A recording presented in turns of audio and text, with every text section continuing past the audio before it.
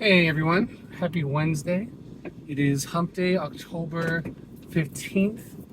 We're out there, gonna get some lunch. Had a long morning. Just completed a nearly 4 hour call session for expireds and cancels. And after lunch, I'll be calling some FISBOs. Um, Not one listing appointment set for today. And the only reason I'm calling is not just like to gripe about it. It's more like it's what like Brendan Morenin says, like it's not the law of numbers that you're dealing with when you're prospecting. It's the law of large numbers. Like you're basically trying to prospect um, a certain type of lead and you're going about it, same diligent way, etc. Um, and sometimes you can go a day, 2 days, 3 days without any activity. I think that was my case 2 weeks ago. I went almost 10 days with no listing appointments, and then I got three in a row. So today's one of those days where so far, not much to show for it. A little exhausted by it, and I still have, some housework to do. I got to do some sweeping, mopping, dish work, and then clearing my office space. I've been using our dinner table as my office just because as I was going on appointments and printing documents and etc., I kind of let stuff pile up in terms of the papers and etc. And granted, when you leave a listing appointment and they don't sign anything, you got to put those papers somewhere. So I kind of amassed that. I tend to go to a listing appointment with everything prepared for their signatures, and when they don't sign, I store it for like maybe a week or two because I will keep following up. But then at some point, I have to just come to reality and say, I'm gonna have to print these again because right now they're just occupying the space and making this desk untenable. Anyway, that's my own personal admin work that I'm gonna do this afternoon. So being Wednesday, after my son comes home, he'll be doing some schoolwork. But after 6, he and my wife will be going to their skating practice. So I'll have some quiet time to actually do some more housework because it's more profitable for me to make calls. But I am kind of tired and I don't want to burn myself out. And realistically, it'd be better, for my wife and son to come home to a clean apartment. So I'm going to go that route. I'm going to go get some food, um, go clean the house after I eat, and then as soon as they're gone, before my son comes home from school, continue making my calls for FISBOs, and I think I will call into tonight. So as long as I get the stuff cleared away, I'll be making some calls to some older expireds, some older FISBOs that still haven't come back in the market, and some older canceled listings. And I may do some circle prospecting and just call them in the afternoon. In this part of the day, at the time I'm making this recording, we're in our second or third week of a government shutdown. I haven't had any person I called and spoke to particularly personally affected by that, but that's not to say that that's not going to be the case. So it was more of an issue dealing with like government workers in the beginning of the administration where I would call someone and they said that they don't know what they're going to do because they need to sell it because they have to go back to the office. And I'm in the Tampa Bay market. Their office might have been in Kansas City. That's not the case so much now, but yeah, whoever's still working in the government is basically still working in the government, so that hasn't affected me so much. But today's just been weird. I've been dealing with just very little interest. Hopefully this afternoon will be better. Hopefully tomorrow will be better than today, and keep amassing listings because, like I've told you in previous videos, right now, as of October, well, as of mid-September, I'm planning for 2026. So my goal is to basically ramp up listing after listing after listing so that hopefully one or two close before the end of the year.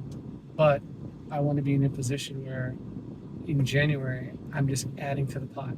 I'm not going after, desperate business. I'm actually just adding to it. Because one of the things I've learned this year, there was a school of thought that one of my friends was positing that kind of was attractive to me in the sense of he said, this is, great, phenomenal realtor in the Ohio market near Cincinnati.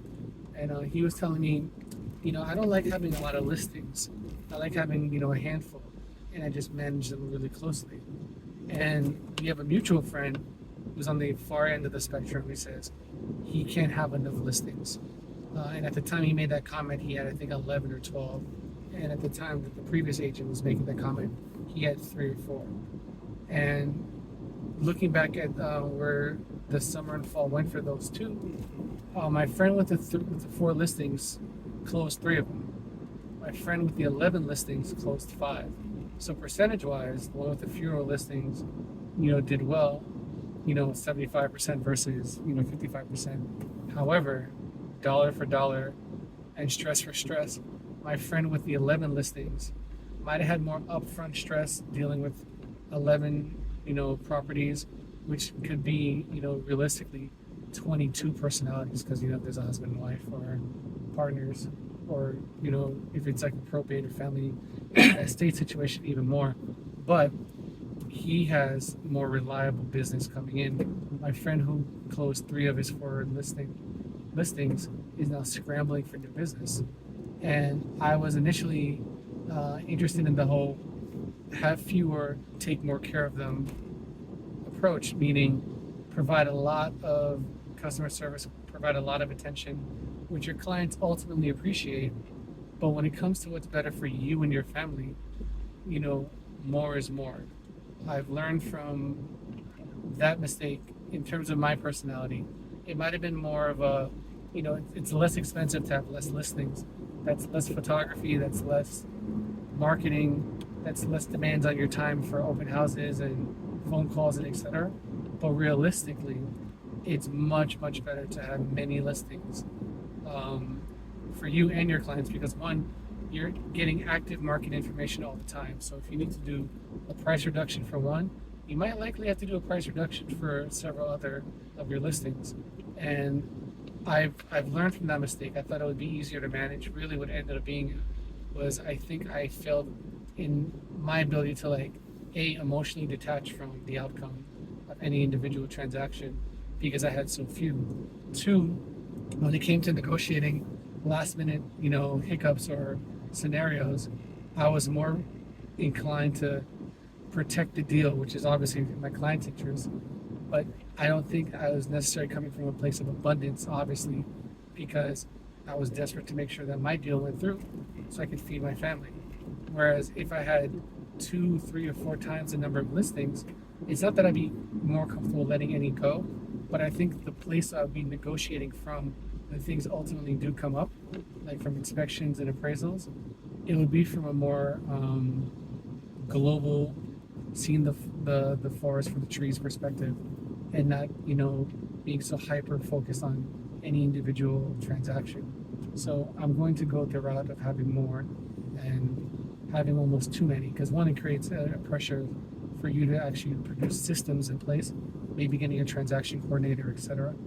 But I think for what I went through from, I think, April to September, having, just 5 listings active, 4 to 5 listings active at one time, I'm going to go about the route of having 10 to 20 listings going forward.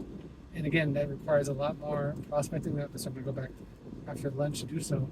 But I think ultimately for my family and for my own sanity, it's much better because I know I'll have continual business, more sources for referrals, and also just I have a stronger hand in negotiating because I have a lot more knowledge about what's going on in the markets and the different markets that I play in. So that's the end of this rant. Thank you for listening. Staying to the end. This is Christian, Realtor with Real Broker. Talk to you later.